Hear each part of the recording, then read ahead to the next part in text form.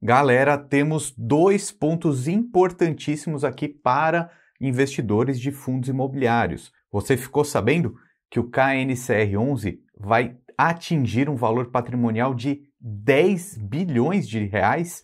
Olha só, essa notícia falando sobre a aprovação de uma nova emissão de cotas no valor de 3 bilhões de reais. Eu não sei se você é um investidor de KNCR ou não, mas vale a pena ficar atento sim nisso que está acontecendo. É o maior fundo imobiliário da nossa bolsa. Com essa nova emissão, vai atingir um valor patrimonial de 10 bilhões de reais.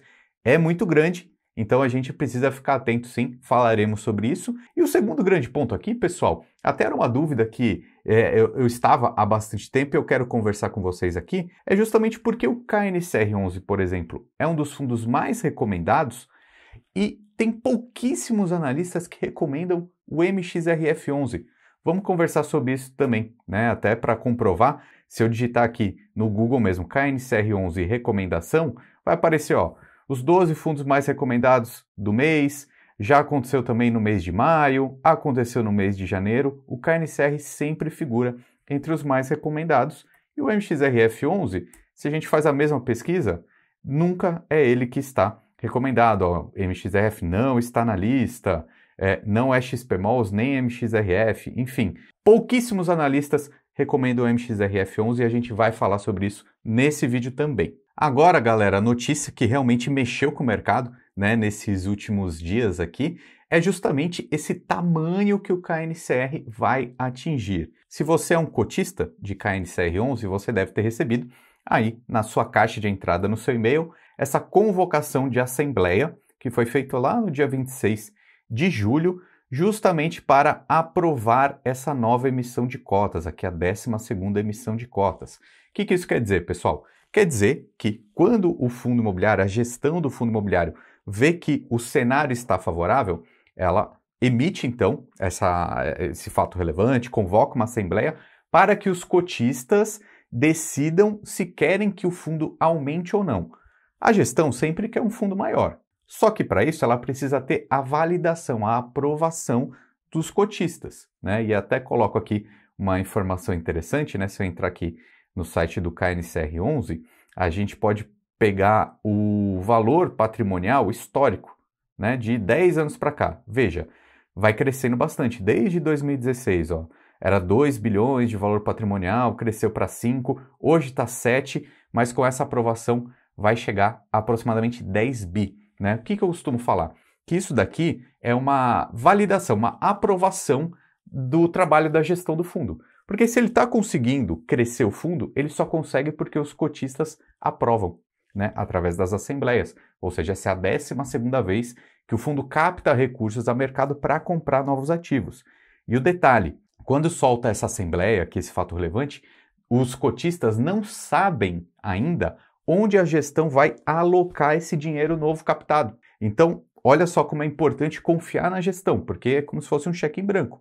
Né? O cotista fala, não, beleza, gestão, pega aí esse dinheiro novo e compra mais ativos, porque eu sei que a sua gestão é competente e a gente quer continuar por muitos e muitos anos investindo. Né? Então, por que o investidor faz isso? Primeiro, porque quer realmente também ver o fundo crescendo mais, né? Diversificando, etc. Se a gente olhar o mercado norte-americano, né, os REITs, o valor patrimonial dos REITs é muito maior do que o valor patrimonial dos fundos imobiliários no Brasil. Isso mostra que tem muito avanço ainda. O mercado de fundos imobiliários é relativamente novo, né? Deve ter cerca de 30 anos, mais ou menos.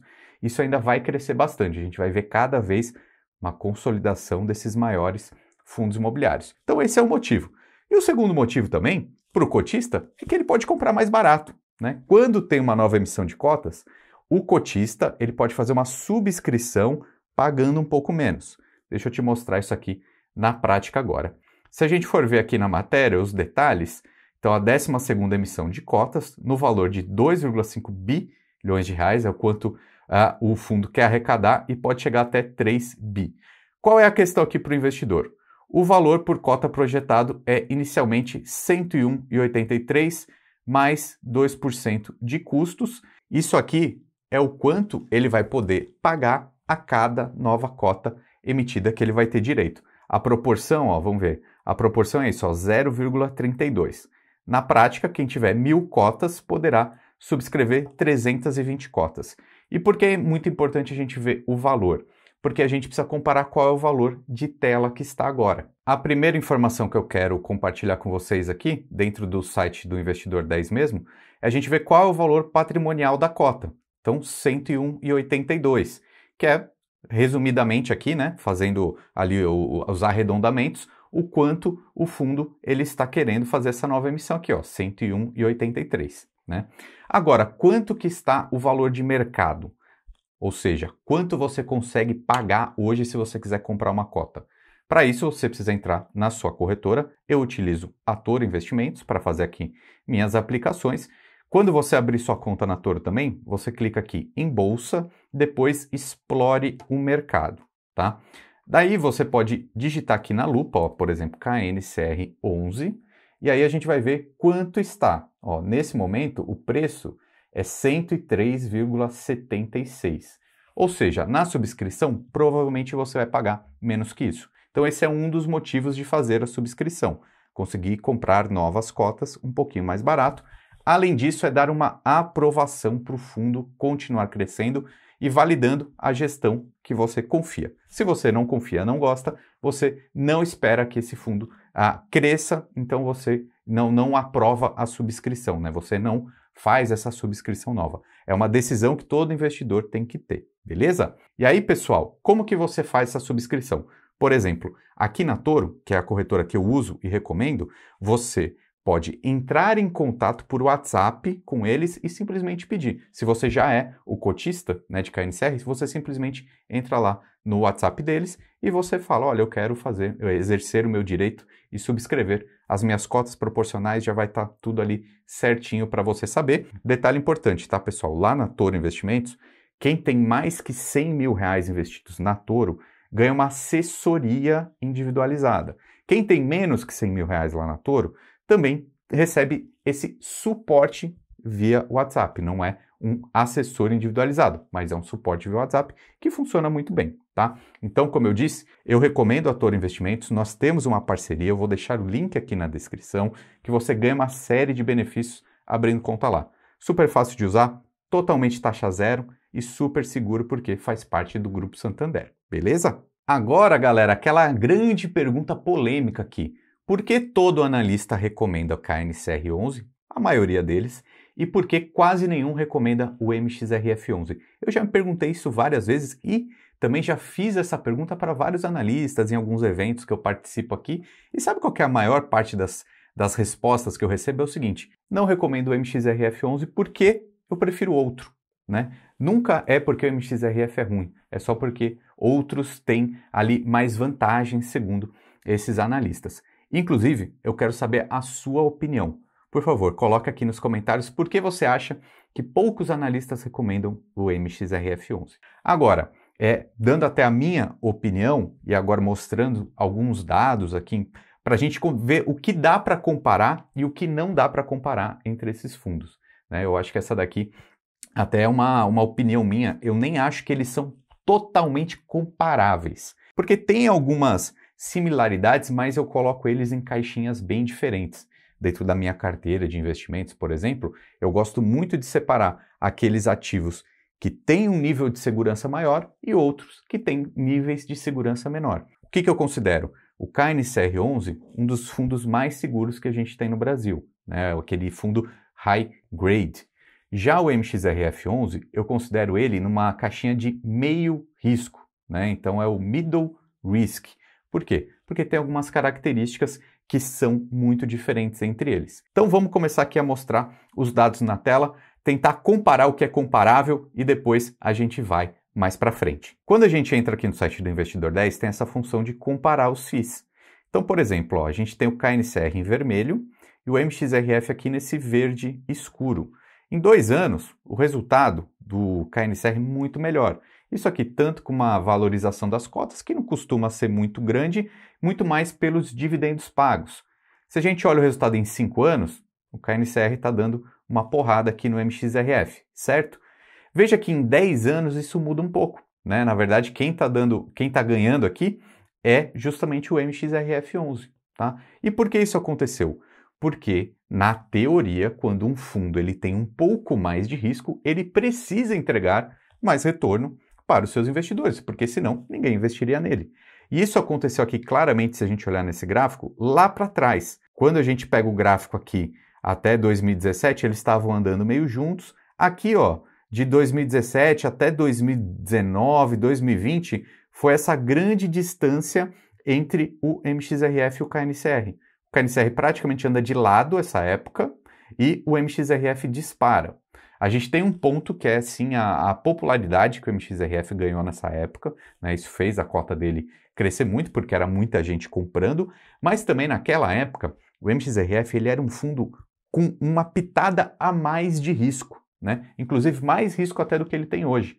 A gente pode falar que naquela época ele era quase um high yield, né? Porque ele tinha ali contratos que eram mais rentáveis e também com mais risco. Conforme o fundo foi crescendo, a gestão foi ajustando isso para um risco médio, né? E entregou bastante resultado ao longo do tempo. Mas se você for olhar, nos últimos anos, até nessa época de taxa Selic alta, quem ganhou disparadamente aqui foi o KNCR11, né? Então esse é um pouco do ponto. Qual é a relação risco-retorno? E aí, se a gente descer aqui para ver um pouco mais de comparações, o que a gente vai ver hoje pelas métricas? O PVP de ambos muito próximo de 1, né? Então estão muito próximos do valor justo. Até, pessoal, isso aqui é um ponto de alerta, porque eu vejo alguns vídeos aí na internet falando assim, o fundo imobiliário, sei lá, o KNCR, por exemplo, está com o PVP de 1,02, então não vale a pena comprar, porque está acima de 1.